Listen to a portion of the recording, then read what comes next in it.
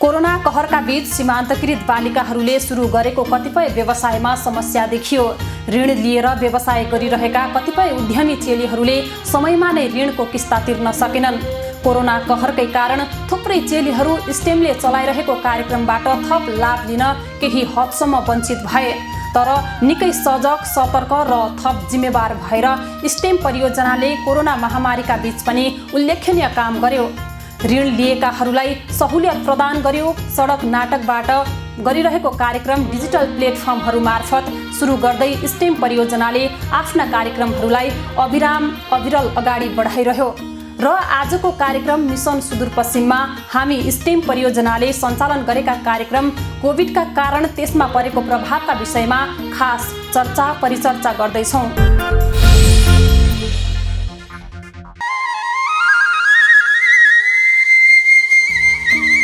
2076 सालको अन्त्यतिर नेपालमा पनि कोरोनाको सन्तासले डेरा जमायो। मानिसहरू लामो समयसम्म कोठाभित्र बन्द भए। व्यापार व्यवसाय ठप्प भए। मानिसहरूको आवत जावत बन्द भयो। मानिससँग मानिस भेट्न डराउनु पर्ने अवस्था भयो।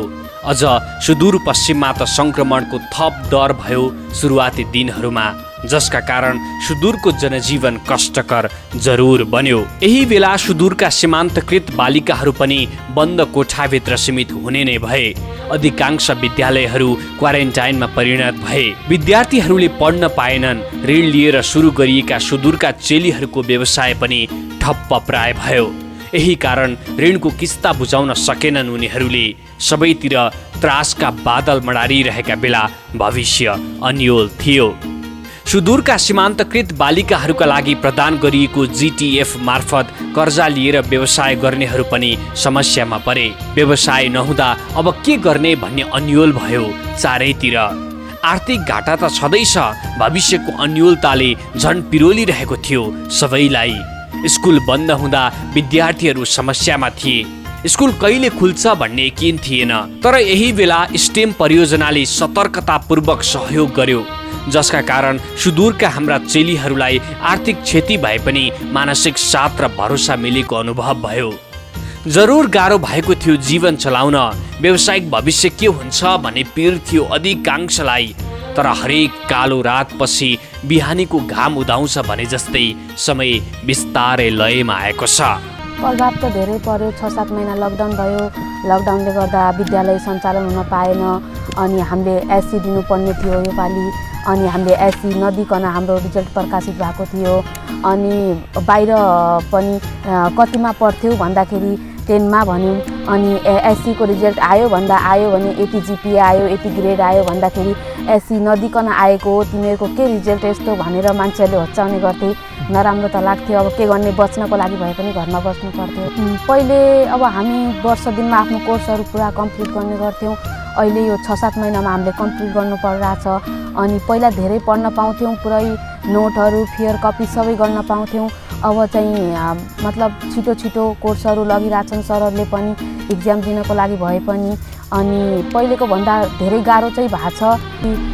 पहिलेको भन्दा धेरै फरक पारेको छ। तैपनि घरमा धेरै प्र्याक्टिस गर्नु पर्यो र नजानेका कुराहरू विद्यालयमा फेस टु फेस नभए पनि फेसबुकमा पनि सहिले ग्रुपहरू बनाएर पढाइको कुराहरू गरौँला भनेर भन्नुभएको थियो। र त्यस्तै फोनको माध्यमबाट फेसबुक ग्रुपहरूमा हामीले नजानेका क्वेसनहरू सरहरू साथीहरूसँग सोधेर सल्युसन गर्ने गर्छौँ। स्टेम परियोजना थाहा छ? हजुर थाहा छ। कस्तो लाग्छ यो कार्यक्रम? धेरै राम्रो लाग्छ। समस्या परेको बेला स्कुलमा ट्युसन क्लासको व्यवस्था गराइदिएको थियो। अनि कोरोनाको टाइममा पनि मास्क, ग्लोभ्स अनि प्याडहरू अनि को पनि व्यवस्था गराइदिएको थियो। 2020 हाम्रा लागि चाहिँ कोभिड-19 को वर्ष रह्यो र यसले विश्व महामारीको रूपमा मानव सभ्यतालाई नै चुनौती दिने गरी विश्वभरि नै एउटा यो त्रासदीपूर्ण र धेरै सायद मलाई लाग्छ विश्वको इतिहासमा यति मान्छे कुनै रोगबाट यति मर्यो होलान् र यति सङ्क्रमित भयो होलान्। ठुलो विद्यार्थीहरूको सिकाइ क्षति भएको मैले महसुस गरेको छु। किनभने 8-9 महिना विद्यार्थीहरू विद्यालयभन्दा पर घरकै चार दिवारीभित्र थुनिएर बस्नु भनेको त्यो थुप्रै गतिविधिबाट विद्यार्थीहरू वञ्चित हुनु हो। अनि सुरुमा जब हाम्रो मुलुकमा पनि केही सङ्क्रमितहरू भेटिए अनि विदेशबाट चाहिँ थुप्रै नेपाली दाजुभाइहरू जो रोजगारीका लागि विदेशमा जानुभएको थियो उहाँ पनि भित्रिनु भयो र केही विद्यार्थीहरू अध्ययनका लागि विदेशमा जानुभएको थियो उहाँहरू पनि भित्रिनु भयो र यी विविध कारणहरूले गर्दा सङ्क्रमणको अवस्था देशभित्र पनि बढ्दै गयो। त्यो गर्दा गर्दा हामी माथिको त्रास पनि बढ्दै गयो, एक खालको डर पनि त्यो बढ्दै गयो। त्यसकारण अनि सरकारले पनि लकडाउन गरेको परिस्थिति भएको हुनाले हामीले त्यसलाई टोड्न सक्ने अवस्था पनि रहेन र यसका कारण हाम्रो विद्यालय पुरै लकडाउनको अवस्थामा रह्यो। तर विद्यालय लकडाउन भए पनि शिक्षक भएको नाताले र प्रधानाध्यापकको जिम्मेवारी बोकेको नाताले अब त्यो त भन्न पाइएन। हामी त नियमित रूपमा हाम्रो लागि कहिल्यै लकडाउन रहेन र त्यसरी अगाडि बढ्दा हामीले भर्चुअल क्लासमा जानुपर्छ, आइसिटीको प्रयोग गरेर अहिले चाहिँ हामी आइसिटीमा पनि अगाडि छौँ भन्ने देखाउनुपर्छ र अनि स्टेम परियोजनाले पनि हाम्रो 3टा त प्रविधि मैत्री कक्षा कोठा निर्माण गरिदिएको छ र हामीले प्रविधिमा अगाडि बढ्नुपर्छ भनेर हामी पहिला चाहिँ फेसबुक क्लोज ग्रुपहरू बनायौँ, त्यसपछि चाहिँ जुम आइडी खोल्यौँ र विद्यार्थीहरूलाई जुममा जोड्ने प्रयास गऱ्यौँ। माथिल्लो क्लासका सिनियर स्टुडेन्ट 9, 10, 11, 12लाई त हामीले जुम कक्षा सञ्चालन गऱ्यौँ। त्यो एउटा सरकारी विद्यालयमा पहिलोपटक हामीले धेरै ठुलो उपलब्धि हासिल गरेको महसुस गरेका छौँ। विद्यार्थीहरूलाई पनि एक खालको हामी पनि यसरी भर्चुअल क्लास लिन सक्ने रहेछ, हाम्रो विद्यालयले पनि यो सुविधा दिन सक्ने रहेछ भन्ने पनि अनुभूत भयो। यहाँलाई विद्यार्थीलाई पनि त्यो अनुभूति दिन सक्यौँ हामीले। र अनि पछिल्लो दिनमा हामीले के गर्यौँ भने मेरो आफ्नो अनुभव के छ भने यो कार्यक्रमका कारण विद्यालयको शैक्षिक वातावरण निर्माण गर्न र विद्यार्थीलाई कोही सिकाइ उपलब्धि सुधार गर्न, विद्यार्थीलाई पढाइप्रति उत्प्रेरित गर्नका लागि एकदम महत्त्वपूर्ण कार्यक्रम त यो त छ नै। यस्तो कार्यक्रमको निरन्तरता भयो भने हाम्रो विद्यालयलाई र हाम्रो जस्तै थुप्रै सामुदायिक विद्यालयहरूलाई यसले धेरै लाभ पुर्याउँछ, धेरै राम्रो गर्छ। तर ती दिनहरू साँच्चै अप्ठ्यारा थिए। हुन त अप्ठ्यारो समय नै त रहेछ आफ्नाहरूको साथ चाहिने। स्टेम परियोजनाले आफ्नो जिम्मेवारीबाट रत्ति पनि विचलित नभई हाम्रा सुदूरका चेलीहरूलाई सहयोग गर्यो। अझ सशक्त बनेर, थप सतर्क बनेर सुदूरका चेलीहरूलाई साथ दिइरह्यो, सहयोगी हात बनिरह्यो स्टेम परियोजना।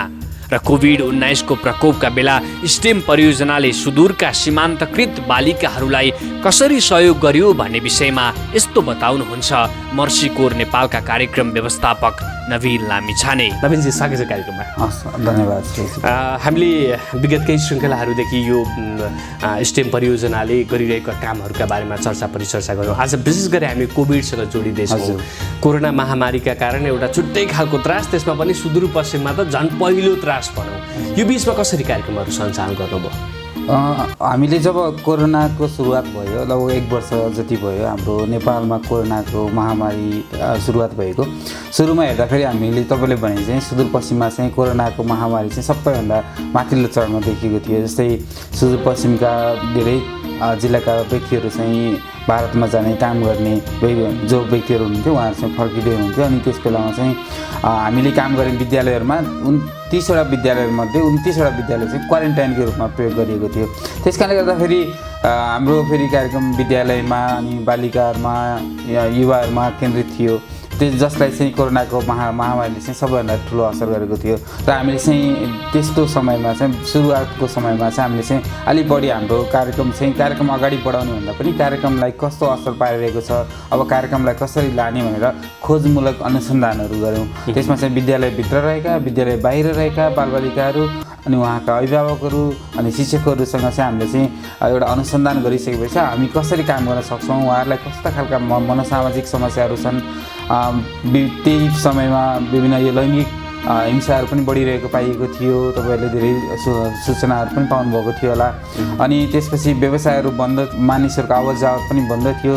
त्यो कुराहरू पत्ता लगाएर हामीले चाहिँ त्यसलाई चाहिँ कसरी अगाडि बढाउन सकिन्छ भनेर चाहिँ हामीले कार्यक्रमहरू चाहिँ सुरुवात गरेका थियौँ, जसले गर्दा चाहिँ हाम्रो कार्यक्रममा चाहिँ कुनै पनि भनौँ न एउटा घटना नघटिकनेको हामीले चाहिँ यही गत 1 वर्षको अन्तरालमा चाहिँ हामीले राम्ररी कार्यक्रम चलाउन सफल भयौँ। जस्तो सुरुमा विशेष गरी सुदूरपश्चिममा कोरोनाको महामारी सुरुमा देखियो नेपालमा, मान्छे बीच त्रास हुने अवस्था थियो, एकले अर्कोलाई नभेट्ने त्यो परिस्थितिका बीच तपाईँहरूले कसरी सम्पर्क सम्बन्धमा रहनुभयो र कसरी उहाँहरूसँग इन्ट्र्याक्ट गर्नुभयो त्यो बेला चाहिँ? विशेष गरी हामीले चलाउने कार्यक्रमको सबैभन्दा मुख्य एउटा चाहिँ बलियो धार चाहिँ के थियो भन्दाखेरि हामीले चाहिँ जोसँग पनि काम गर्थ्यौँ बालिकाहरू अभिभावकहरू उहाँहरूको चाहिँ व्यक्तिगत नम्बरहरू हामीले चाहिँ उहाँहरूको अनुमति लिएर लिएका थियौँ जसले गर्दा चाहिँ के भन्दाखेरि हामीले चाहिँ घरमै बसेर अथवा अफिसमा बसेर हामीले उहाँहरूलाई चाहिँ एउटा सम्पर्क गर्न पायौँ उहाँहरूको अवस्था बुझ्न पायौँ उहाँहरूको समस्याहरू बुझ्न पायौँ अनि दोस्रो हामीले कतिपय त्यही बेलामा नै हामीले रेडियोको कार्यक्रमहरू पनि हामीले सञ्चालन गऱ्यौँ अनि सोसल मिडियाहरू पनि हामीले चाहिँ त्यसलाई पनि हामी चाहिँ त्योबाट पनि हामी चाहिँ बालबालिकाहरूसँग पुग्ने एउटा चाहिँ बाटोहरू खोज्यौँ जसले गर्दा चाहिँ हामीले उहाँहरूसँग निरन्तर रूपमा चाहिँ कुराकानी गर्न सफल भयौँ जस्तो यो कोरोना महामारी पछि जसरी तपाईँले निरन्तर रूपमा गरिरहनुभएका कामलाई अलिकति डिजिटलाइज प्लेटफर्महरूबाट गर्नुभयो त्यो बेलाको रेस्पोन्स चाहिँ कस्तो थियो सर्वप्रथम चाहिँ हामीले चाहिँ जब अनुसन्धान गर्नुभन्दा अगाडि चाहिँ हामीले के सोचेको थियौँ भन्दाखेरि बालबालिकाहरूले चाहिँ यो रेडियो कार्यक्रम मात्रै रेडियो कार्यक्रममा त्यति इच्छा हुँदैन होला उहाँहरूले टेलिभिजन अथवा उहाँहरूले चाहिँ यो इन्टरनेटबाट मात्र कुराहरू थाहा पाउनुहुन्छ होला भन्ने हाम्रो सोचाइ थियो जनमानसमा पनि त्यही सोचाइ थियो अहिले सबैले हातमा फेसबुक हुने भाइबर हुने त्यहीबाट नै उहाँहरूले चाहिँ जानकारीहरू पाउने भन्ने कुराहरू थियो तर हामीले उहाँहरूसँग सर्वे गऱ्यौँ हामीले के पत्ता लगायो भन्दा 70% जति बालबालिकाहरूले त रेडियोबाट नै सूचनाहरू लिनुहुन्छ रहेछ त्यस कारणले गर्दाखेरि अनि कतिपय धेरै बालबालिकाहरू चाहिँ यो सामाजिक सञ्जाल मार्फत पनि युट्युबहरूबाट मार्फत पनि अनि कतिपय बालबालिकाहरू चाहिँ हाम्रो चाहिँ टेलिभिजन मार्फत त्यसरी चाहिँ हामीले चाहिँ सबै कुराहरू बुझेर चाहिँ हामीले चाहिँ पहिला चाहिँ हामीले रेडियोमा मात्रै गर्थ्यौँ भने पछि बिस्तारै हामीले चाहिँ यो सामाजिक सञ्जाल र टिभीतिर पनि हामीले कार्यक्रमहरू चाहिँ सञ्चालन गर्न थालेका थियौँ जसले गर्दा चाहिँ हामीले काम गर्ने बालिकाहरूलाई मात्र हामीले चाहिँ उहाँहरूसम्म मात्र पुगेनौँ हामीले चाहिँ त्यो बाहेक अन्य बालबालिकाहरू अभिभावकहरूलाई पनि हामीले चाहिँ एउटा चाहिँ कार्यक्रमको सकारात्मक प्रभाव पार्न चाहिँ सक्यौँ जस्तो यो तपाईँहरूको परियोजना अन्तर्गत नै जिटिएफ फन्डबाट धेरैजना बालिकाहरू विशेष गरी सीमान्तकृत बालिकाहरू लाभान्वित भएको पनि देख्यौँ हामीले तर यो कोरोना महामारीसँगै त उहाँहरूको पनि व्यवसाय बन्द भयो होला त्यसलाई जरुर असर पर्यो होला तपाईँहरूले दिनुभएको सहकारीको किस्ता तिर्न पनि गाह्रो भयो होला यो बेलामा तपाईँहरूले ल्याउनु भएको सहुलियत चाहिँ कस्तो थियो त्यो बेलामा चाहिँ हामीले जस्तै नेपाल राष्ट्र ब्याङ्कले पनि विभिन्न खालका कमर्सियल ब्याङ्कहरू विकास ब्याङ्कहरूलाई पनि यो जुन ब्याज दर छ त्यो चाहिँ घटाउनु भन्ने कुराहरू चाहिँ आएको थियो त्यसपछि हामीले के गर्दाखेरि हाम्रो कार्यक्रममा पनि त्यो ब्याज दर घटाउनको लागि चाहिँ हामीले चाहिँ तुरुन्त हामीले काम गर्ने स्थानीय सहकारीहरूलाई पत्रचार गऱ्यौँ जसले गर्दा चाहिँ हामीले चाहिँ त्यो ब्याज दर घटाएपछि चाहिँ उहाँहरूले चाहिँ त्यो तिर्नलाई चाहिँ सजिलो हुन्छ पछिको समयमा अनि दोस्रोमा हामीले के गर्दाखेरि त्यो ब्याज अथवा किस्ता चाहिँ कोरोना महामारीको समयमा जब व्यवसायहरू बन्द भए त्यो बेलामा तिर्न नलगाउनको लागि चाहिँ पनि हामीले पत्रचार गऱ्यौँ जसले गर्दा चाहिँ एउटा मनोवैज्ञानिक जुन खालको दबाब हुन्छ बालिकाहरूमा उहाँहरूको परिवारहरूमा त्यो प्रभावलाई पनि कम भयो तेस्रो त्यो समयमा तपाईँले पनि थाहा छ होला काठमाडौँमै पनि हामीले चाहिँ मास्कहरू खोज्दाखेरि 40-50 रुपियाँ भन्ने मास्कहरू नपाउने सेनिटाइजर त पाउँदै नपाउने होइन त्यो लगत्तै कोरोनापछि त्यस्तो खालको अवस्था आयो र त्यसले गर्दाखेरि मास्क नलागिकन बाहिर हिँड्न पनि मानिसहरू चाहिँ डराउने हाम्रा बालिकाहरू पनि डराउनु भएको थियो अनि कमसेकम हामीले चाहिँ उहाँहरूलाई मास्कहरू सेनिटाइजरहरू अनि महिनावारीको समयमा प्रयोग गरिने सेनिटरी प्याडहरू हामीले दिन उहाँहरूलाई सक्यौँ जसले गर्दा चाहिँ उहाँहरूलाई चाहिँ त्यो आगमनमा केही सहजता भएपछि उहाँहरूले चाहिँ व्यवसायहरू पुनः सञ्चालन गर्न सक्नुभयो स्टेम परियोजना अन्तर्गत सुदूरपश्चिमका सीमान्तकृत चेलीहरूका लागि सञ्चालित विभिन्न कार्यक्रमहरू कोभिडले जस्तो असर गर्यो त्यो असर दिनानुदिन बिस्तारै कम हुँदैछ सुदूरका हाम्रा चेलीहरू थप सशक्त भएर थप आत्मविश्वासका साथ कोरोना महामारी पछिको व्यावसायिक दुनियाँमा थप जिम्मेवार भएर लागेका छन् हुन त महामारीसँगै निम्तिएको त्रास र बाध्यताका बीच भएका घाटाहरूलाई कम गर्दै अगाडि बढिरहेका छन् हाम्रा चेलीहरू महामारी पूर्ण रूपमा पार नभइसकेको स्थितिका बीच हाम्रा चेलीहरूले गरिरहेको काममा कोभिडको असर त परिरहेको छ नै तर कोभिडसँग भागेर होइन जुधेर आफ्नो कर्म मैदानमा उनीहरू निरन्तर सक्रिय छन् प्रसङ्ग जोड्नेछौँ विश्रामपछि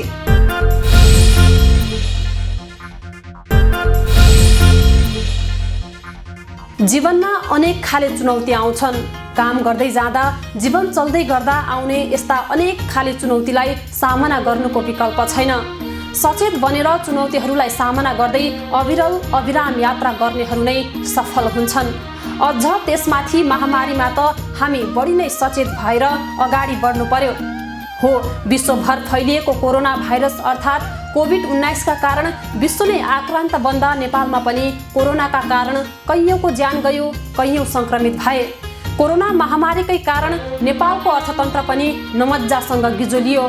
व्यापार व्यवसाय ठप्प भए, अझ कतिपय साना तथा मझौला व्यवसाय त पुनः उठ्नै नसक्ने गरी बन्द भए र यही कोरोना प्रकोपले सुदूरपश्चिमका सीमान्तकृत बालिकाहरूको आर्थिक, सामाजिक, शैक्षिक स्तर उन्नतिका लागि काम गरिरहेको स्टेम परियोजनाबाट लाभान्वित बनेका कतिपय उद्यमी चेलीहरूका व्यवसाय र सो परियोजनाले विभिन्न विद्यालयमा सञ्चालन गरिरहेका कार्यक्रमहरू पनि प्रभावित बने। कोरोना कालमा सबैभन्दा आफ्नो भनेर साथ दिने स्टेम परियोजना फेज आउटको चरणमा छ। यस परियोजनाबाट लाभान्वित भएकाहरूले आफ्नो जीवनको सबैभन्दा ठुलो भरोसाले औपचारिक रूपमा बिदा लिए चाहिँ अनुभव गरिरहेका छन्। दुःखका बेला सबैभन्दा साथ दिने स्टेम परियोजना अब फेरि आउँछ त? के हाम्रा सुदूरका चेलीहरूको आर्थिक स्तरोन्नतिका लागि साह्रै सहयोगी बनेको स्टेम परियोजनाले सञ्चालन गरेका कार्यक्रमहरूले निरन्तरता पाउँछन् त? स्टेमका कारण जीवन बदलेका चेलीहरूको यही प्रश्न लगायत अन्य केही समसामयिक जिज्ञासाहरू हामीले मर्सीकोर नेपालका कार्यक्रम व्यवस्थापक नवीन लामिछानेसँग गरेका छौँ। जस्तै यो कार्यक्रम सञ्चालन गरिरहेका बालिकाहरू वा कार्यक्रमबाट लाभान्वित बालिकाहरूसँग हामीले फिल्डमा गएर कुराकानी गर्दाखेरि पनि धेरैजनाको एउटा अपेक्षा चाहिँ के थियो भने अब यो त एउटा कार्यक्रम हो, यो फेज आउटको चरणमा छ, अब फेरि यस्ता कार्यक्रमहरू आउँछन् आउँदैनन्, वा भनौँ न हामीले जुन खालको लाभ लिएका थियौँ त्यो अब हाम्रा बहिनीहरूले पाउनुहुन्छ कि पाउनुहुन्न भन्ने खालको थियो नि। तपाईँहरूको तयारी वा भनौँ न तपाईँहरूको उद्देश्य वा त्यो खालका सम्भावनाहरू कतिका छन्? सर्वप्रथम चाहिँ हामीले जुन कार्यक्रम सञ्चालन गऱ्यौँ यो गर्ल्स ट्रान्जिसन फन्ड अथवा स्टेम परियोजना नै यो कार्यक्रम चाहिँ एउटा दीर्घकालीन रणनीतिमा आधारित थियो। जस्तै हामीले जुन खालको चाहिँ स्रोतहरू बहिनीहरूलाई दियौँ त्यो स्रोत हामीले मर्सीकोरले फेरि लिएर जाने होइन, युकेहरूले फेरि लिएर जाने होइन, त्यो स्रोत स्थानीय सहकारीमा नै हाम्रो चाहिँ त्यहाँको नेपाल सरकारको अधीनमा चाहिँ रहिरहेको हुन्छ। त्यो अझ उहाँहरू मात्रै होइन, उहाँका दिदीबहिनीहरू अन्य साथीहरूले पनि त्यो स्रोत चाहिँ हामी गएपछि पनि उहाँहरूले पाउनुहुन्छ। अनि अर्को के भन्दा उहाँहरू नै हाम्रो लागि चाहिँ एउटा सद्भावना दूत हो, अर्थात् उहाँहरूले पाउनुभयो, उहाँहरूले व्यवसाय गर्नुभयो, उहाँहरूमा त्यो सिप छ अनि उहाँहरूलाई त्यो कसरी लिने भन्ने कुरा पनि थाहा छ। अनि त्यस कारणले गर्दा उहाँहरूले अरूलाई भन्न सक्नुहुन्छ। अनि दोस्रो कुरा चाहिँ के छ भन्दा हालसालै नेपाल सरकारले अहिले चाहिँ यो युवा महिला उद्यमीहरूको लागि चाहिँ एकदमै थोरै ब्याज दरमा, सहुलियत ब्याज दरमा लगभग 3-4% लिएर तपाईँको चाहिँ सुरु हुन्छ। त्यो ब्याज दरमा बिना भितो नेपाल सरकारले कमर्सियल ब्याङ्कहरूबाट पनि यस्तै खालकै हाम्रो जिटिएफ जस्तै नै खालको चाहिँ लोनहरू, ऋणहरू उपलब्ध गराउँछ भनेपछि त्यो पनि उहाँहरूले एक्सेस गर्न सक्नुहुन्छ। त्यो अझै त्यसले गर्दा चाहिँ उहाँहरूलाई चाहिँ झन् बढी अहिले चाहिँ एक्सेसिबल छ। हामीले त्यो सम्बन्धी जानकारीहरू पनि विभिन्न ठाउँमा दिएका छौँ र साथसाथै हाम्रो चाहिँ त्यहाँको स्थानीय सरकारले पनि यो कार्यक्रमलाई चाहिँ अपनत्व गरेको छ। त्यस कारणले गर्दाखेरि उहाँहरूले जस्तै भयो यो हाम्रो सिपमूलक तालिमहरू दिने, औजारहरू दिने कामहरू पनि उहाँहरूले गरिराख्नु छ। उहाँहरूले पनि महिलाको क्षेत्रमा चाहिँ ठुलो लगानीहरू गरिराख्नुपर्छ। त्यस कारणले गर्दाखेरि हामी गएर सकिने होइन कि अब त झन् सुरुवात भएको छ जस्तो लाग्छ। भनेको यसरी बुझौँ यसलाई कि तपाईँहरूले जुन पैसा लगानी गर्नुभएको थियो जसले ऋण तिर्नुहुन्छ त्यो रकम चाहिँ त्यही नै रहन्छ? हजुर, पहिलाको तपाईँले केही समय अगाडि हेर्नु भने धेरै जस्तो सङ्घ संस्था अथवा नेपाल सरकारले के गर्ने गर्थ्यो भने एउटा चाहिँ निश्चित सानो कोष 20,000-25,000सम्मको चाहिँ एउटा चाहिँ लगानी चाहिँ यस्तै बहिनीहरूलाई अथवा महिलाहरूलाई गर्नुहुन्थ्यो अथवा गाउँका समूहमा द्वारा उहाँका सदस्यहरूलाई गर्नुहुन्थ्यो। त्यो चाहिँ उहाँहरू आफैले प्रयोग गर्न पाउनुहुन्थ्यो, त्यो उहाँहरूले फिर्ता गर्नु पर्दैन। त्यसले गर्दा के पनि पाइयो भन्दाखेरि त्यस्तो कोषहरू चाहिँ दीर्घकालीन रूपमा नगएको अनि कोष पाइसकेपछि पनि त्यसलाई भनौँ न उचित रूपमा प्रयोग नगरिएको पाइएको थियो। त्यस कारणले गर्दाखेरि यो प्राइभेट सेक्टर्सको इन्गेजमेन्ट अर्थात् सहकारीहरूको इन्गेजमेन्ट उहाँहरूको सम्बन्ध चाहिँ एकदम महत्त्वपूर्ण छ। जसले गर्दा चाहिँ अहिले नै हेर्नु भने हामीले दिएको ऋण कमसेकम जम्मा 250जना बालिकालाई मात्र पुग्थ्यो। यदि त्यही ऋण चाहिँ हामीले चाहिँ त्यसरी नै 20-25,000 अथवा 50,000को रूपमा दिएको भयो। तर हामीले अहिले जुन ऋणहरू हामीले उपलब्ध गराएको छौँ त्यो चाहिँ एउटा रिभल्भिङ नेचर, त्यो चाहिँ एउटा घुम्ती रूपमा चाहिँ चल्छ अनि त्यो चाहिँ कानुनसँग सम्बन्धित भएर चल्छ। त्यसले गर्दा चाहिँ के हुन्छ भन्दाखेरि अहिले चाहिँ हाम्रो लगभग 600 भन्दा बढी बालिकाहरूले चाहिँ एउटा उद्यमशीलता सुरुवात गर्नुभएको छ अनि 600 जनाले फेरि तपाईँले 5-10 जनालाई हाम्रो रोजगारीहरू दिइराख्नु भएको छ। त्यसले गर्दा चाहिँ त्यसको त्यो हामीले चाहिँ रिपल इफेक्ट भन्छौँ। एउटा चाहिँ हामीले चाहिँ पोखरीमा ढुङ्गा हान्दा त्यसको जब छालहरू जान्छ त्यसरी नै यसको जिटिएफको छालले गर्दा चाहिँ धेरै बालिकाहरूलाई चाहिँ समेट्न सकेको छ। जस्तो यहाँ एउटा प्रश्न के आउन सक्छ भने तपाईँहरूले यो कार्यक्रम सञ्चालन गर्दै गर्दाखेरि मोनिटरिङका कुराहरू स्ट्रङ थिए, सुपरभिजनका कुराहरू स्ट्रङ थिए वा भनौँ न को बालिका छान्ने भन्ने कुरा नै एकदमै कडी कडाउका साथ तपाईँहरूले लाग्नु भएको थियो। तर तपाईँहरू नरहिरहँदाखेरि चाहिँ त्यो चाहिँ कसरी हुन्छ वा मोनिटरिङ सुपरभिजनका कुराहरू कसरी हुन्छ, यो फन्ड चाहिँ फेरि पनि सही अर्थमा तपाईँहरूले लागू गरे जसरी नै लागू हुन्छ भन्ने कुरामा चाहिँ अलिकति शङ्का हुने ठाउँ त रह्यो नि, होइन? त्यसमा चाहिँ मैले के पनि भन्छु भन्दाखेरि हामी मोनिटरिङ गर्दा पनि हामी चाहिँ मर्सी कोडले चाहिँ प्रत्येक लोनहरू कसलाई दिनुपर्छ के दिनुपर्छ भनेर हामीले विगत यो 1 वर्ष यता चाहिँ धेरै हामीले चाहिँ नियन्त्रण गरेनौँ। हामीले चाहिँ के हेऱ्यो भन्दाखेरि उहाँहरूले चाहिँ त्यो लोन दिने क्रममा चाहिँ उहाँहरूले सहकारी आफैले छानोस् अनि त्यहाँ चाहिँ हाम्रो चाहिँ के अर्को चाहिँ के छ भन्दा जिटिएफ म्यानेजमेन्ट कमिटी भनेर छ। त्यो कमिटीमा चाहिँ प्रत्यक्ष रूपमा लोन लिने बालिकाहरू हुनुहुन्छ, त्यसपछि विद्यालयका प्रधानाध्यापकहरू हुनुहुन्छ, समुदायका भनौँ न एउटा सरकार वा निकायका व्यक्तिहरू हुनुहुन्छ अनि सहकारी र स्थानीय सरकार हुनुहुन्छ।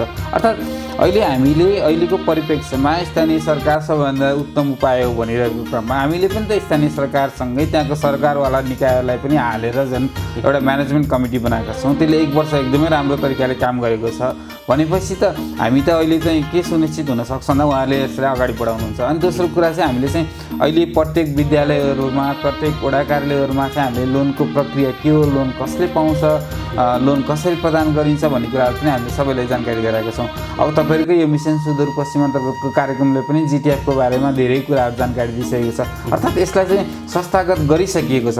अब सानो कुराहरू कहिलेकाहीँ समस्याहरू आयो भने तपाईँहरू हुनुहुन्छ, मिडियाकर्मीहरू हुनुहुन्छ, स्थानीय सरकार हुनुहुन्छ, समस्या त सधैँ आउँछ, कहिले पनि समस्या समाधान हुन्छ भनेर भन्न सकिन्न। हामीले चलाउँदा पनि समस्याहरू आउँथ्यो तर त्यसलाई समाधान गर्नलाई एउटा भनौँ न संरचना पनि बनिसकेको छ। त्यस कारणले गर्दा म केही कुरामा ढुक्क छु भन्दा यो जिटिएफ लोन चाहिँ लामो समयसम्म दीर्घकालीन समयसम्म चाहिँ चल्छ।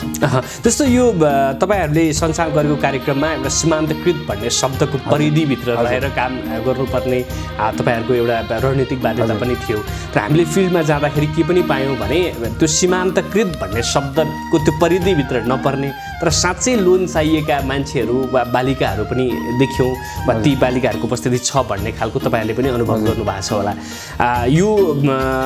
यो फेज आउट भइसकेपछि त्यो ऋणलाई त्यसरी के प्रयोग गर्न सकिने केही ठाउँहरू छन्?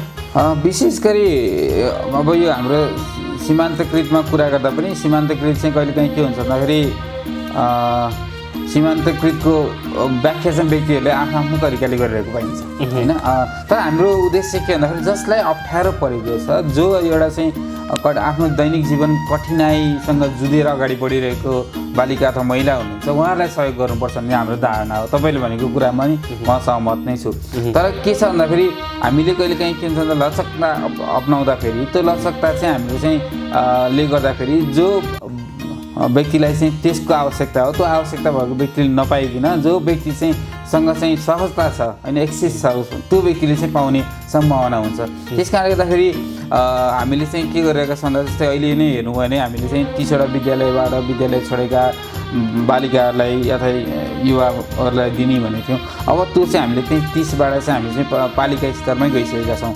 एउटा चाहिँ त्यो लचकता अप्नाइसकिएको छ। दोस्रो चाहिँ के छ भन्दाखेरि बालिकाहरूले चाहिँ अथवा युवती अथवा युवा महिलाहरूले चाहिँ विशेष गरी यो सिपमूलक तालिम चाहिँ लिनै पर्छ अथवा उहाँहरूले चाहिँ पहिल्यै कुनै व्यवसायको बारेमा सिकिसकेको अनुभव भएको हुनुपर्छ।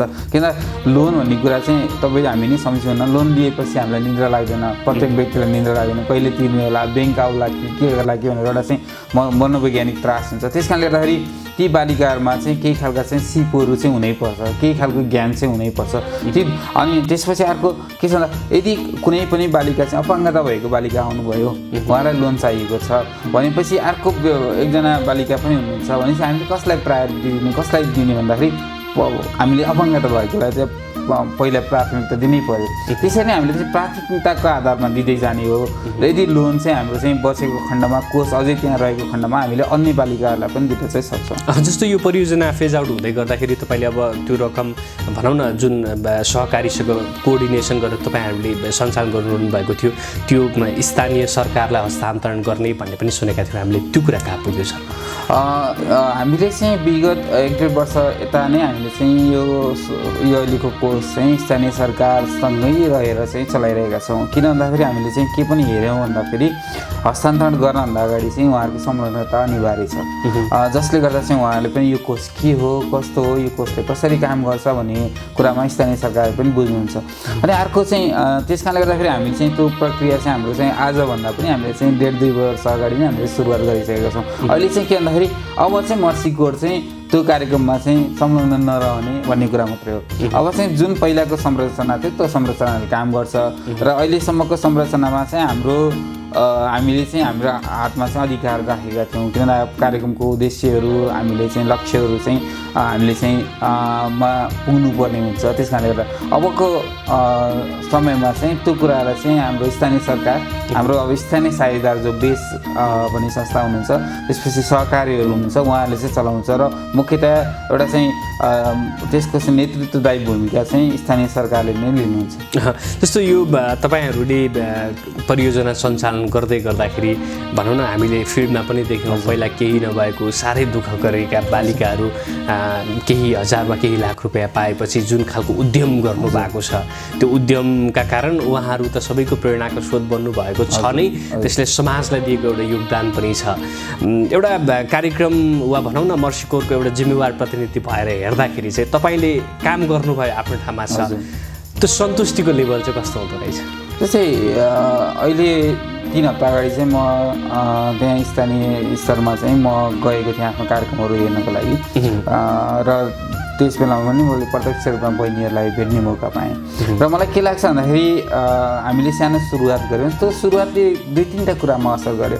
एउटा चाहिँ प्रायः हाम्रो देशमा हाम्रो समाजमा के छ भन्दाखेरि बालिकाहरू चाहिँ फेल भइसकेपछि विद्यालय स्तरमा अनि अभिभावकहरूलाई के हुन्छ भन्दा यो बालिकाले चाहिँ अब केही गर्न सक्दिनन्, मेरो छोरीले केही गर्न सक्दिनन्, अब कहिले बिहा गरिदिने होला, कहिले उम्काइदिने होला, घरबाट एउटा बोझको रूपमा चाहिँ लिएको पाइन्छ कतिपय ठाउँमा चाहिँ।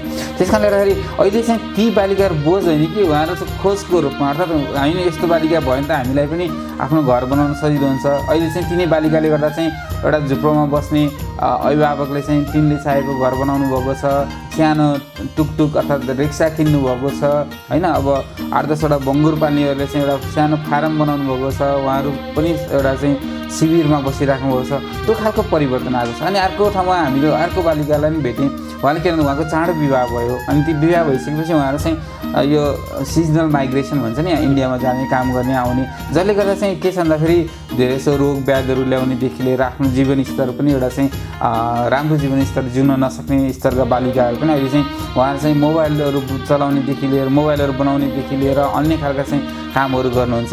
जसले गर्दा चाहिँ के छ भन्दा बालिकाहरूको पनि एउटा चाहिँ परिवारमा समाजमा एउटा चाहिँ एउटा मूल्य छ है, उहाँहरूलाई पनि हामी चाहिँ एउटा अभिन्न अङ्ग हो है भनेर लिएको चाहिँ पाइएको छ। अनि बालिकालाई चाहिँ भन्छ हामी चाहिँ हाम्रो कतिपय समाजमा अहिले पनि के छ भन्दाखेरि बालिकाहरूलाई चाहिँ ऋणको रूपमा हामीले चाहिँ भन्छौँ अनि बालकहरू चाहिँ सम्पत्तिको रूपमा हामीले चाहिँ हेर्ने गर्छौँ। त्यो हेर्ने एउटा चाहिँ दृष्टिकोणलाई चाहिँ ठुलो परिवर्तन चाहिँ गरेको छ। त्यसले गर्दा चाहिँ स्थानीय सरकारहरू होइन त्यहाँ भएका समुदायका व्यक्तिहरू पनि निकै खुसी हुनुहुन्छ र स्थानीय सरकारहरूले पनि प्रतिबद्धता गर्नुभएको छ कि यो जिटिएफ जस्तो लोनमा चाहिँ हामीले पनि लगानी गर्न सक्छौँ, यसले चाहिँ राम्रो परिवर्तन ल्याउन सक्छ र उहाँहरूले धेरै ठाउँमा चाहिँ एउटा प्रतिबद्धता पनि जनाइसक्नु भएको छ। जस्तो यो जनप्रतिनिधिका कुराकानी गरिरहँदा वा स्थानीय सरकारका कुरा गरिरहँदाखेरि चाहिँ अहिले त अब स्थानीय तहमा स्थानीय सरकार नै सर्वोपरिका रूपमा हुनुहुन्छ। त्यो संयोजनकारी भूमिका चाहिँ कस्तो रह्यो? उहाँहरूले कतिको सपोर्ट सहयोग गर्नुभयो वा त्यो खालको केही समस्याहरू आयो वा के भयो? हामी लगभग 6वटा पालिकामा काम गऱ्यौँ। त्यसमा चाहिँ हाम्रो चाहिँ 4वटा नगरपालिका 2टा गाउँपालिका थियो र त्यहाँको अब कैलाली भन्नुपर्दा जनघनत्वको हिसाबले एकदमै ठुलो ठाउँ हो। त्यहाँ चाहिँ के छ भन्दा त्यहाँ चाहिँ स्थानीय पालिकामा पनि मैले चाहिँ देखेको चाहिँ उहाँहरू चाहिँ एकदमै सहयोगी रूपमा चाहिँ आउनुभयो, जसले गर्दा चाहिँ उहाँहरूले केसम्म गरिदिनु भन्दा कतिपय बालिकाहरू चाहिँ हाम्रो तालिम हामीले तालिम दिन नसकेकाहरूलाई उहाँहरूले तालिम दिने कामहरू गर्नुभयो। त्यसपछि आएर त्यो तालिम दिनको साथसाथै उहाँहरूले चाहिँ भनौँ न उहाँहरूलाई चाहिँ उत्प्रेरणा दिने एउटा खालको चाहिँ सहयोगी वातावरण दिलाउने कामहरू गर्नुभयो। कतिपय स्थानीय पालिकाले चाहिँ ती बालिकाहरूलाई चाहिँ हामी स्रोत औजारहरू दिन्छौँ भनेर चाहिँ पनि सहयोग गर्नुभयो। अनि त्यस्ता सहयोग गरेको कारणले गर्दा पनि हाम्रो कार्यक्रम चाहिँ सफल हुन पुगेको हो। त्यस कारणले गर्दाखेरि 6वटै स्थानीय सरकारका हाम्रो चाहिँ प्रतिनिधिज्यू प्रमुखज्यूहरूलाई पनि म मर्सीको युकेडको तर्फबाट चाहिँ धेरै धेरै धन्यवाद दिन चाहन्छु। उहाँहरूले गर्दा नै हामीले चाहिँ यो जिटिएफ चाहिँ यो अवस्थासम्म चाहिँ ल्याउनु सकेका हौँ। अन्त्यमा हाम्रो यो कार्यक्रम हेरिरहनुभएका दर्शक सुनिरहनुभएका श्रोता हाम्रा पाठकहरूलाई मर्सीकोरका तर्फबाट वा समग्र यो परियोजनाका तर्फबाट तपाईँको सन्देश?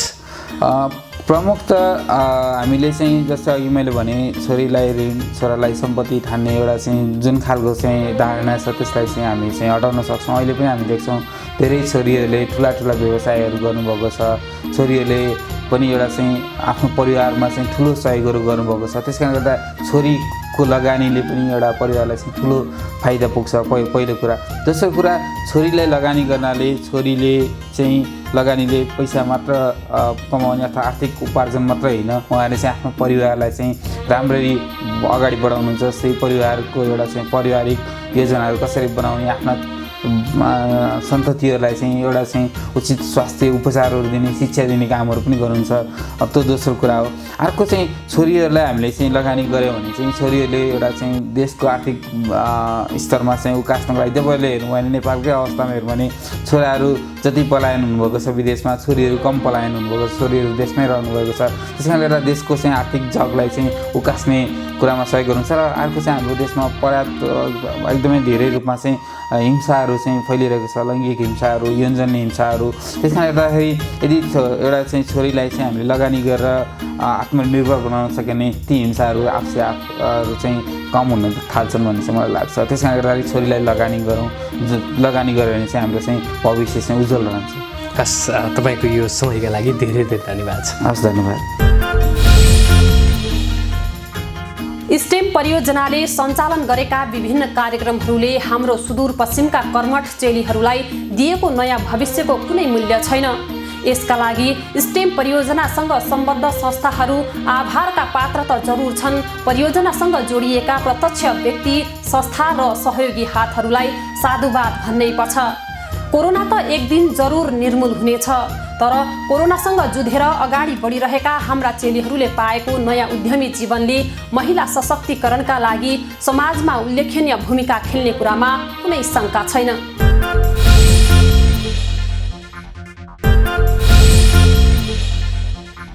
मिसन सुदूरपश्चिममा परिवर्तनका 12 कथाहरू प्रस्तुत गर्दै गर्दा हामीलाई तपाईँ दर्शक, श्रोता र पाठकले दिनुभएको अगाध माया, स्नेह, प्रतिक्रियाले हामीलाई थप हौसला त मिलेको छ नै, सुदूरपश्चिमका खातिर हामीले चालेको खबर कर्मलाई थप जिम्मेवार बनाउन मद्दत पुगेको महसुस गरेका छौँ हामीले। आगामी दिनमा पनि यस्ता थुप्रै परिवर्तनका कथाहरूको साक्षी हुन पाउने आशासँगै मिसन सुदूरपश्चिमको कथा परिवर्तनको सिरिज यहीँ टुङ्गिन्छ। यो यात्रामा हामीलाई सबैभन्दा बढी साथ दिने Mercy Corps Nepal backward society education base STEM परियोजनाका थुप्रै संयोजनकारी हातहरू, सुदूरपश्चिम ब्युरो कार्यालयका सहपाठी साथीहरू, हाम्रा प्राविधिक साथीहरू, जनप्रतिनिधिहरू र परिवर्तनका पात्रहरूलाई धन्यवाद दिन चाहन्छौँ। हाम्रो यात्रालाई थप सशक्त बनाउने बाबा टेलिभिजन धनगढी र रेडियो धनगढी प्रति पनि अन्तर्हृदयबाट आभार प्रकट गर्न चाहन्छौँ। आजका लागि भने कार्यक्रमका सम्पूर्ण युनिटसँगै म रेखा चन्द पनि बिदा हुन्छु। नमस्ते, जय सुदूरपश्चिम।